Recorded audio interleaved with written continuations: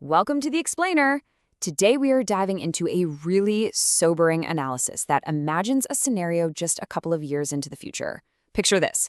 It's March 2026 and a US-Israeli military assault on Iran has just kicked off. We're going to walk through the article's depiction of the absolute chaos that follows.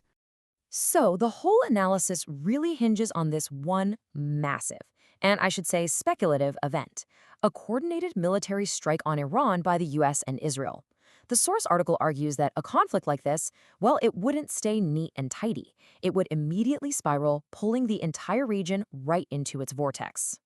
And this quote from the author, Maliha Lodi, really just lays it all out. She's not talking about a limited strike here. No, she's arguing this is the first domino in a chain reaction that has absolutely devastating effects that ripple far, far beyond the initial battlefield. Now, the author makes it really clear that this isn't framed as some necessary war of self-defense.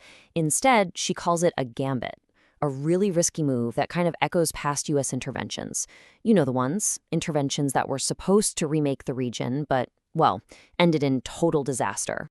And this is the crucial point, right? This comparison to historical failures. The analysis basically suggests that the people behind this conflict are completely ignoring the very clear, very painful lessons from recent history about how incredibly difficult and catastrophic it is to try and force regime change from the air.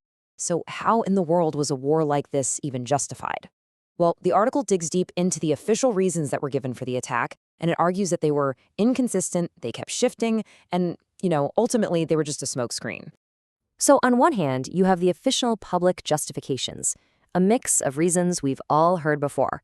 There's an imminent threat. We have to destroy their nuclear capabilities. We're helping protesters. But the author argues these were all just a cover for the real, unstated goal, toppling the Iranian government. Especially since, according to the article, intelligence didn't even support the claim of an imminent threat. And here's the kicker. The article claims this all went down while diplomatic talks were still happening. An Omani mediator is even cited saying a deal was within reach. So the analysis suggests these talks were just a distraction, right? A way to buy time while military assets were being moved into place for the attack. Of course, a move like this caused a huge political firestorm back in Washington. It wasn't without its critics.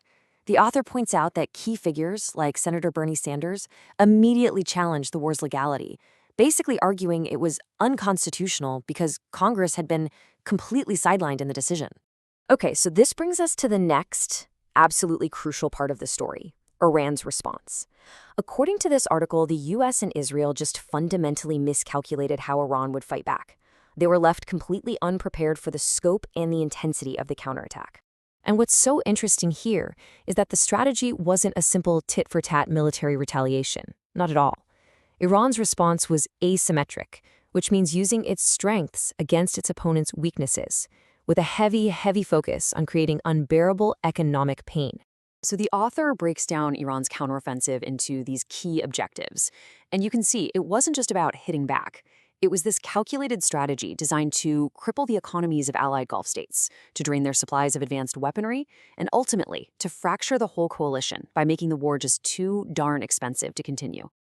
And as you can probably guess, the consequences of this strategy, well, they weren't just contained to the Middle East. Not even close. The article details how Iran's economic warfare immediately sent these massive shockwaves rippling across the entire global economy. The first domino to fall? Energy. Bam! European gas prices just shot up by over 50%, all because critical infrastructure in the Gulf, like Qatar's massive natural gas plant, was forced to shut down production.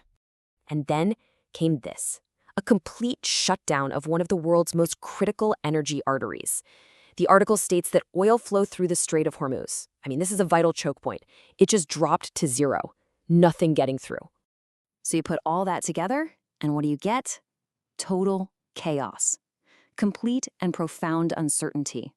With no clear end to the conflict in sight and energy markets going haywire, global financial markets were just rattled to their core, driving insane volatility.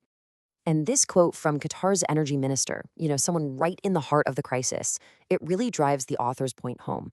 It shows this growing fear among allies that the conflict was spiraling completely out of Washington's control, with the potential for a full-blown global economic meltdown.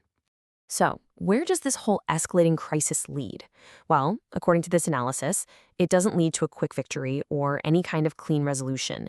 It leads to a dangerous, unpredictable stalemate where both sides just keep raising the stakes higher and higher. The author points to these increasingly reckless policies, bombing civilian targets, opening new fronts by arming militants, and demanding unconditional surrender as signs of an administration that has neither a strategy nor an endgame. It just makes the final outcome totally impossible to predict. And so, the analysis doesn't give us any easy answers. It just leaves us with this massive, crucial question. It's a cautionary tale, really, of how a single gambit, based on perceived threats and miscalculations, could just unleash this torrent of unpredictable consequences. It really forces you to ask, in a world this connected, what is the true cost of a war like this?